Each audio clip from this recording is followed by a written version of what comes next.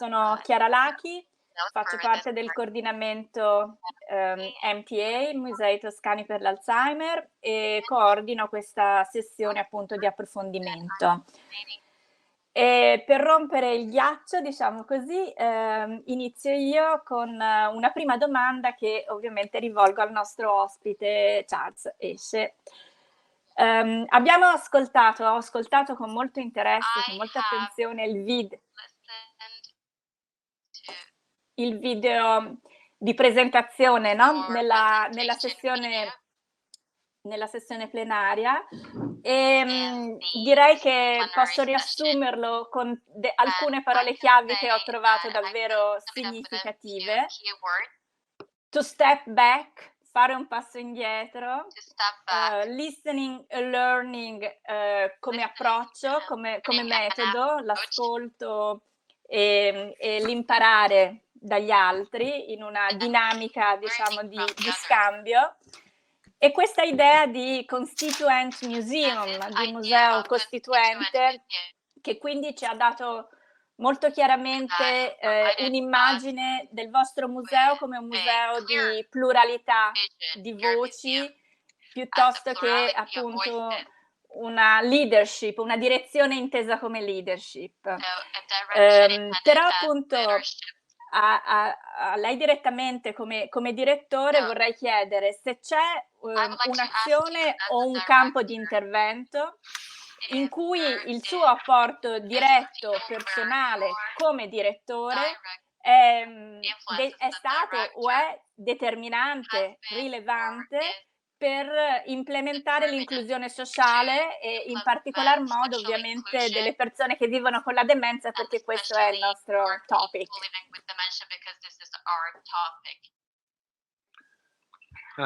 Yes, thanks, Chiara. And I'd also like to introduce Luis Janser, who's sitting next to me here, who's my colleague who's been working for a number of years. I think we've been working for over 10 years on the Alzheimer's and aphasia program with people with those two conditions.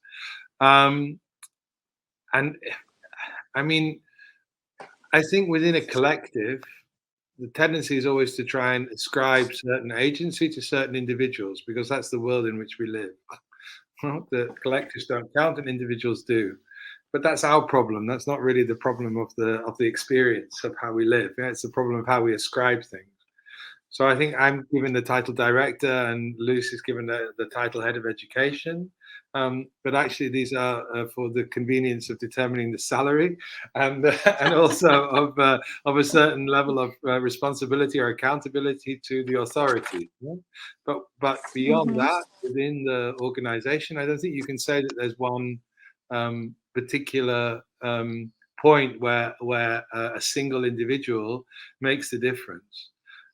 If a director has a role in this, it's to say that the pattern that the museum inherited of having a largely over 55, well-educated, able or fully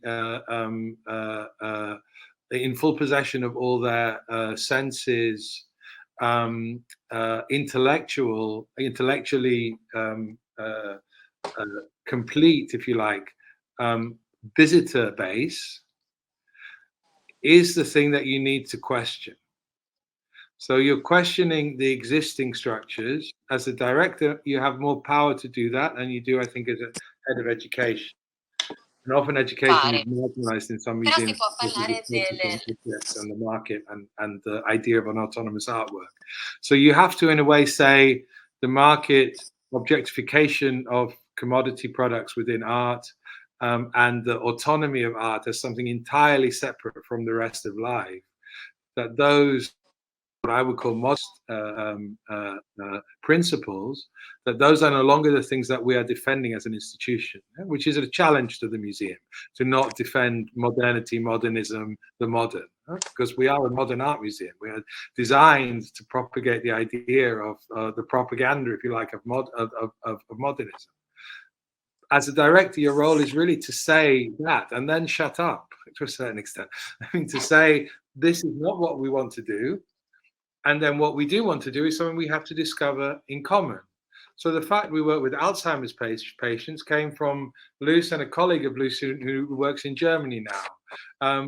I didn't know the question of Alzheimer's or aphasia before it came to me from somebody else who said this is what we should be attracted to. So there's certainly, I have no agency whatever in thinking about Alzheimer's per se. The only agency I have is in saying let's stop doing what we normally do because it doesn't fit anymore to the experience we have, if it ever did fit to the experience that we have. And what that creates the space by stopping doing things, creates the space for other people to start to generate possibilities. And I think that would be the only element I think that I would sort of identify as me having been useful as a director. For the rest, maybe I can offer guidance, or I can be an ear to listen, or I can try and raise money or help raise money to make things possible. Which is quite important too. Luz, do you want to add something? Luz, vorresti aggiungere qualcosa anche tu? Oh, sorry. Could you repeat the Could question? Would you like to add anything? From my side? Yeah. Yeah, I think what Charles is saying, it's very much a joint effort. So it's something people from outside the museum come to us with questions as well. So even what Charles is saying counts for me as well. So a lot of things I don't know as well. So I need groups from outside the museum to tell me what they need. And for what my role is then is to make this link to art, because we are a museum. So it's very much linked to the idea of the well-being of a group and how art can play a role in this. So, and then I'm this kind of, together with a lot of other people, the translator in making that happen, to create a meaningful encounter between people and art. That's my kind of general thing that I do. And within a group from Alzheimer or people with aphasia or other groups, you also talk to the professionals working with these groups in how to adapt and learn from these people as well. So it's not that so much in only adapting towards these people, but also learning from these people in how they perceive the world and art, and how can also our general audience learn from this. For instance, our guided tours, but also the way we display artworks has changed because of the meetings we had with all these kinds of people, because it also broadened our perspective and learned that how we display art or how we guide through art is very much linked to the people that Charles talked about, in people who are mentally very able, who can see, well, all these kind of things. And what we learn from all these, let's say, special groups contributes to a very enriched experience also for a bigger audience. So I'm more of the translator in all of this. Ok.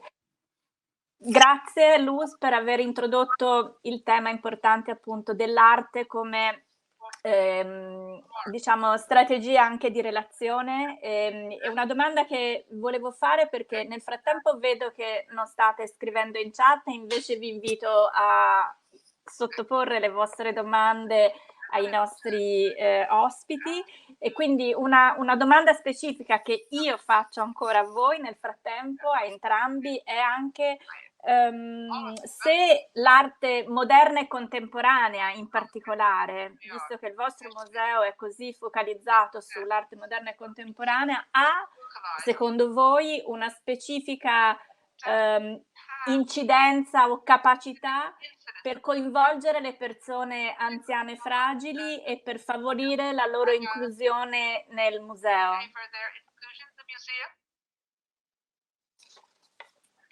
I think maybe we can both have a go at that. I think the capacity of art to speak to the emotions and not the intellect is present. Yeah. Whether that's modern art or not, you could ask a question, and I'm not sure I even know what modern art is these days, so, except for some dates, 1848 to 1968 or something. But I would say that the art that we collect has the capacity to speak beyond the intellectual and to people who are in those fragile situations, if we allow it to. The whole infrastructure of the white cube, of the sound environments, of the lighting environments, of the intensity of the museum experience is designed to not let that happen. So we have a problem because we have a set of objects that have that capacity and a set of institutions that try and negate it in a way. And so that's where this stopping doing harm, if you like, is one of the first steps. And starting to find, and the only way we can find out if we can release that capacity of art is, as Lou says, through listening to people that actually might be able to experience it in those ways. And then to develop our own responses to that. So it's a dialogue. And of course, we're not without agency in that. I'm not saying that at all. But you're within an agency of a collective agency in which what you can do is determined by how other people respond, and how other people respond determines how you might respond. What other people can do determines how you respond to them. So that relationality, we would call it, that relationality between a public, an artwork, potentially an artist, a space, an institution.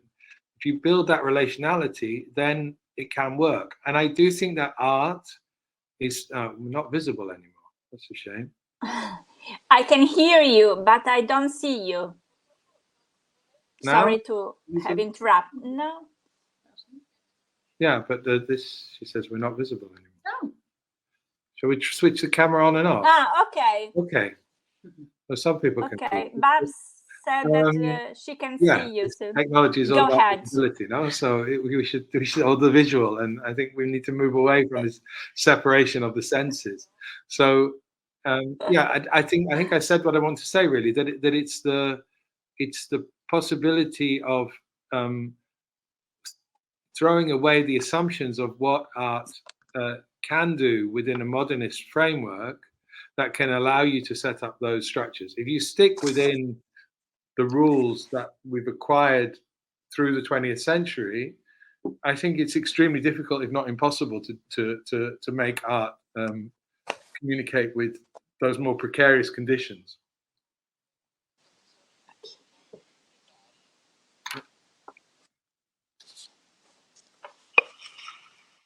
Luz, do you want to add something?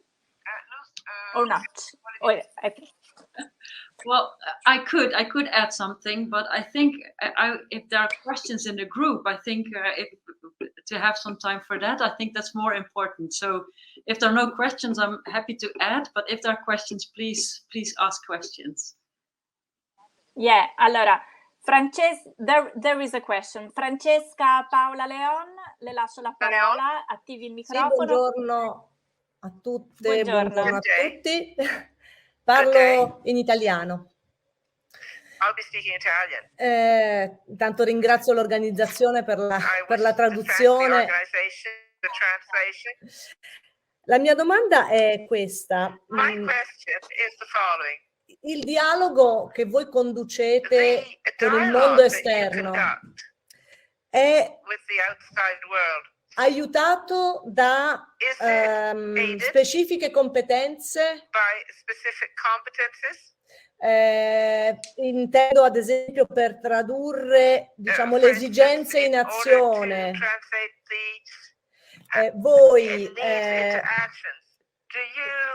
Voi usate il sistema, il metodo ad esempio del co-design?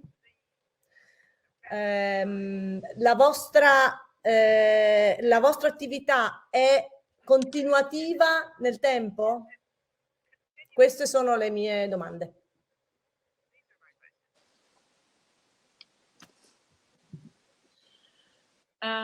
If I understand it correctly, it's the question: how is this translation done in that sense?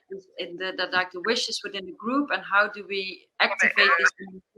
Is that part of the question?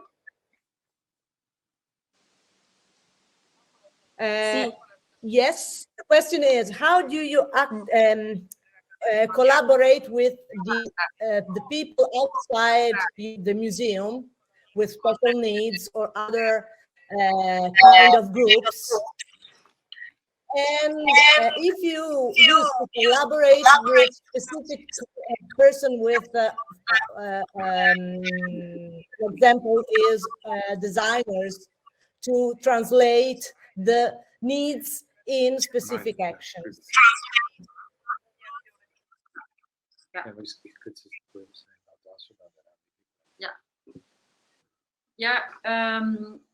This translation happens, let's say that with the Alzheimer program, it happened also because we worked together with the MoMA Museum, which had a program, and we looked for scientific people to help us, but also people working in care homes, working together with us in making this activity happen. But if you look more broadly and look towards our collection display, which is kind of where everything comes together, this kind of inclusive way of working comes together within our collection display, delinking and relinking, where you have touch objects, you have audio pieces, you have scented translation in scent of artworks. So we bring the artworks closer to the people, which Charles just said. The museum mostly creates kind of a distance between art and a person. So we translated all these kinds of experiences towards a more close relation to artwork, to put it quite simple. And we worked together with over 50 people to make this happen. And we're talking about people who are art professionals, but also have a background in their experience as being a blind person or being in a wheelchair, or having various people from different cultural backgrounds, working with designers in creating touch objects, creating scent pieces, creating an inclusive design, which also feels quite nice to be in. So different kinds of colors, different kinds of texts. So over 50 people helped us in creating a collection display, where before we would do this with our own team, with curators and with Charles and some educators. But now we opened this up and said, okay, all this experience that we had with all these groups kind of came together in this big collection display, where we brought this artwork closer to the people. And we learned this by working with people with Alzheimer's, with working with people with aphasia, with working with people who are blind. So we had like over 10 years of learning ourselves in understanding what it needs, what we need to do in collaboration with these people to create an inclusive collection display, an inclusive museum. Does that answer? Grazie Paola, perché la domanda che ha posto è una domanda che mi ero segnata come una domanda, insomma, con un tema importante da affrontare, quindi grazie per averla proposta. E invece passerei la parola a Daniela Dalla, che aveva chiesto di fare una domanda.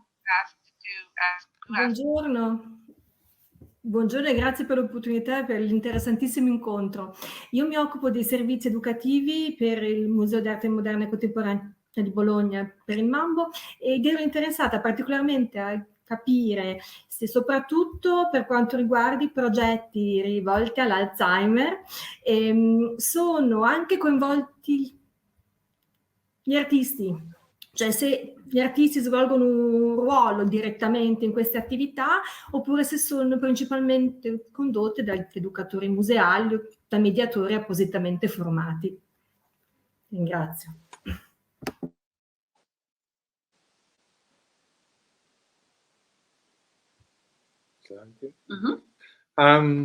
Thanks for the question.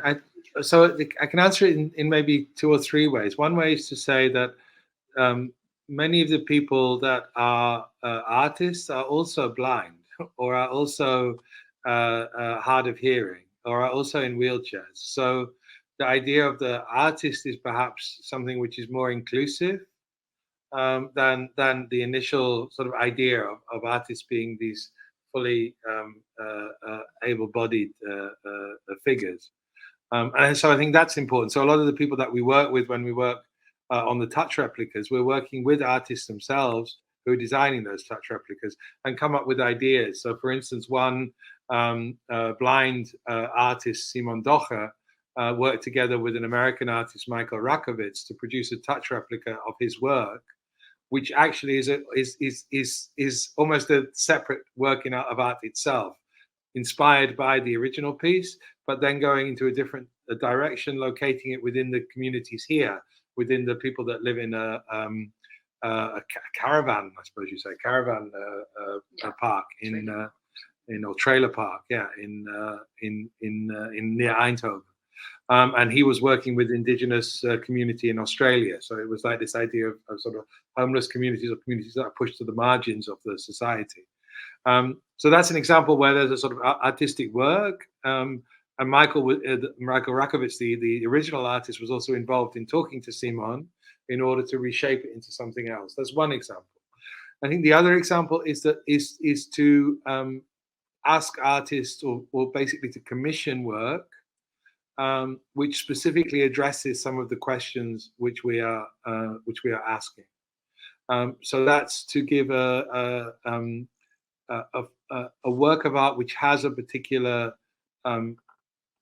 multi-sensory aspect to it, and that being part of the commissioning process. So something that you can touch rather than art which you can never touch, or something that does already smell and has that integrated in it.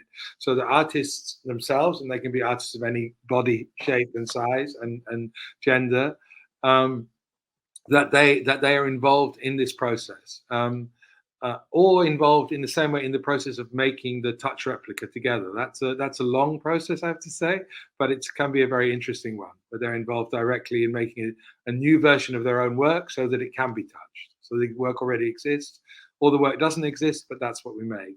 And I think then the third one, which may be important to consider, is that we see art, the artworks that we have in the collection, and also the artists that we work with, as having a role within society, which can be described as a tool as much as it is an autonomous object. So it's a tool in order to arrive at a different understanding of the world, which I think is related to social justice, to climate collapse, and to a sort of awareness of the inequality that we suffer within humans, and then between humans and the rest of the living organism that is the earth. That those inequalities are something that I think art has, at least some art has a responsibility to deal with, and many artists are interested in addressing. So then the artwork itself could be understood as we've worked together with Tania Bruguera, who's a Cuban artist who works a lot with the idea of arte utile, or arte utile in Italian, and actually was originally a term used in the 1960s in Italy. It comes from an Italian. And Piero Gilardi, who you might know, and people like that, I think are very connected to these concerns. So it's not foreign to the Italian context at all.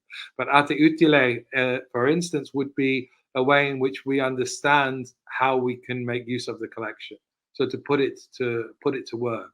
So therefore, the position of the artist is slightly different, maybe from the sort of semi holy position that sometimes they occupy in museums.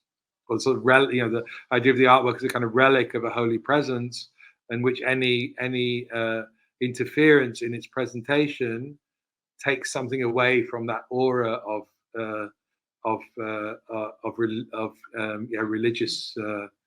religious authority or religious power somehow.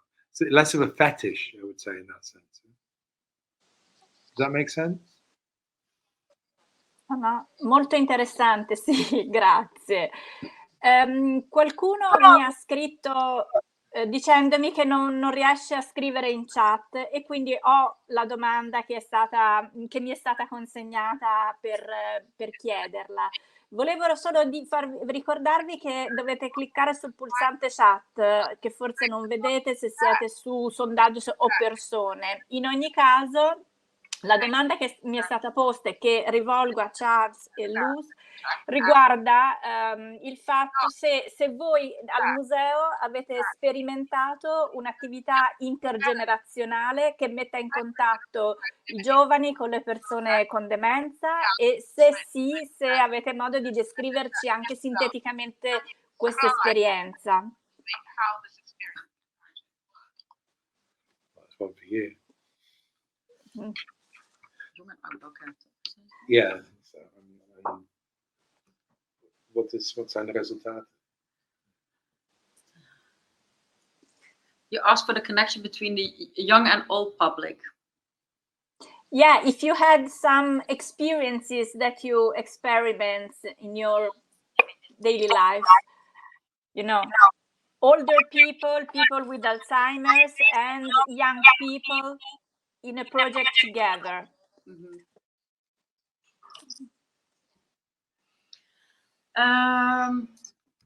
I must say we didn't do such a project until now. We did some in the communities within the city where primary schools were linked to care homes, and they did projects together where we as a museum helped in kind of making the connection to Imagination. Yeah, create imagination. So just trying to think of different kinds of solutions. For instance, there was a project in a community where there was a lot of on the streets, there were a lot of stuff on the streets, like tin cans, and there was a lot of rubbish in the streets. And both the kids and the people in the elderly home had a big problem with this, but they find solutions in working together with it for this problem. And what we did is we provide like examples from the arts in that sense to imagine how you could make your own environment a better place, or even how to create artworks from this rubbish or these kind of things. And it was this kind of what happened was there was a link of where the older people said, well, you're the next generation, you have to take you are the people who have to take care of the world, because we have tried to do it, but now you have to do this. Didn't do it very well.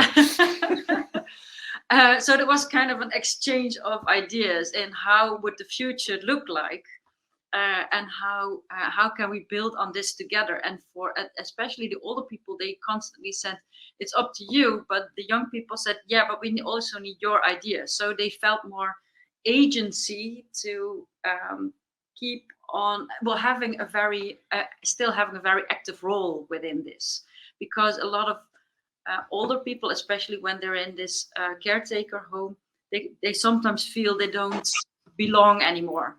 They don't, well, it's not up to them anymore. So in these kind of projects, they get a more active role and share their ideas. So that's one of the examples I can share. Ok, grazie Luz. Allora lascio la parola ad Alessio Bertini per l'ultima domanda, perché poi dobbiamo tornare nella sessione plenaria per le conclusioni. Alessio, a te la parola. Sì, grazie Chiara. Vediamo un po' se mi vedete. Okay, yeah. Yeah, thanks for being here. Such an honor. And I would like to know how much have these activities and the initiatives you conduct in your museum strengthened the museum itself. So how much the activities with people with dementia, or I don't know, with blind people, they give you strength to the museum as a whole, I mean. So how much these activities reinforce the museum? I know they do, but I would like to know what's your thoughts about it, and if this vision has a limit. I mean, we all think that museums should do this, but I don't think we really understand how much this kind of things can help the museum, I don't know, in front of politicians or other institutions, because I think that sometimes we are a little bit naive about these things. Thank you. Thanks, Alessio, and I think it's a good question. Firstly, and I think you answered it yourself at the end, so it's nice. And I would also point towards the justification of the existence of the museum within a community, within a commune, within a what we call gemeente, a council area, or a nation-state area if it's nationally funded. That the old justification of the museum, which was rather a sort of Cold War definition of freedom, has really evaporated. So in order for museums to continue to do work that we feel is worthwhile, we need to find new foundations on which we can rely on a certain amount of funding, a certain amount of support from the community. And remember, I think, certainly in democratic processes, less so in oligarchic cultures like America, but in democratic processes, if you get support from the community, then money follows from that. And so I think what I can say is that by working with the kind of diversity of people from the Eindhoven community here, that strengthens our democratic credibility with the politicians who are looking for those people's votes to some extent. It's a transactional relationship here. So they see that the museum brings something useful, which can be useful for the politicians. The second level, which is much more interesting level, I think, is to distinguish the political level, which are the elected politicians, from what I think in English we call the civil service, or the people that actually run the city, not at the political level, but in terms of actually making the decisions, making things work. And that level is generally in the Netherlands, and I don't know how it works in Italy, but sees the museum largely in terms of a sort of attractive a leisure activity, or something associated with sport, or with going to the cinema as an enjoyment, as an entertainment. And I think what I've noticed is that through the processes we've gone for the last 10 years, is that in the Eindhoven context has changed quite significantly. So now the city, the people who work in the city are beginning to see the museum as, again, as a sort of museum utile, you could say, as a useful institution for questions of social exclusion, for questions of, I mean, we're going through now a process of thinking about the consequences of slavery in the economy and the society in the Netherlands, as the Netherlands basically was the origin of the slave trade. So to what extent can we be accountable for that, and what does it mean to be accountable? That's a political question, but it comes to civil servants. How do they tackle that? They see the museum as a useful place in order to help answer that question. They see the museum as a useful place in order to deal with the question that we have in the city of a very highly educated technical workforce that works for high-tech industry, and an older community, or a less well-educated community, that feels quite alienated. So you have a sort of a separation in the city between an older community, largely Dutch-speaking, not particularly highly educated, and a new, more international community. Before, the museum was not seen as a tool which could help with seeing what happens, what effort you can make to try and bring those two communities into contact with each other, so there can be more empathy and understanding for the difficulties that each faces. Now, because of what we've been doing, it becomes possible to have that conversation in what we call the social area rather than the cultural area of activity. So suddenly those questions, which are much bigger obviously than ones that we can answer alone, but maybe we can be part of a set of proposals or projects which can help to mitigate, capitalist excess, if you like. That if we are asked to be part of those discussions, and asked to use our collection, our knowledge, our network of artists that we can invite to come in and provide an element of the solution. Yeah, we can't provide all of it, but an element of the solution. Then we start to then the Alzheimer's projects, or the aphasia projects, or the projects with blind people start to have start to build a different basis on which the museum exists in the city. So you don't then necessarily, as a person living in Eindhoven, you might come across the museum in a different context and as a place to go in your free time because you maybe don't know where else to go and you've run out of money to go shopping or whatever. Yeah? So it stops becoming part of that leisure activity and starts to become something that's a useful service within a range of services which the city offers. And that then in turn loops back to building more sympathy for the museum and more understanding of why a museum should exist amongst the politicians, because they then hear from the people they're working with on a daily basis, the people in the city hall, that the museum is something useful for them. So the understanding slowly changes. Does that help to answer it? It's a process, and it takes a long time. These kind of changes that you're talking about are really cultural changes in which the position of the museum within the society is moving, and that's a very long-term process. Okay. Grazie mille perché la domanda è una domanda giustamente molto complessa e comunque gli spunti che ci hai fornito, Charles, sono molto interessanti. Ci sarebbero ovviamente altre domande in chat, ma purtroppo il nostro tempo a disposizione per questa sessione, che è un inizio di dialogo e di conversazione, è finita. Dobbiamo chiudere questa sessione per tornare nella sessione plenaria per le conclusioni. Ringrazio moltissimo Charles e Luz per la partecipazione. Thank you very much, Charles and Luz, for your participation and for your inspiring thought that you say to us. Bye bye.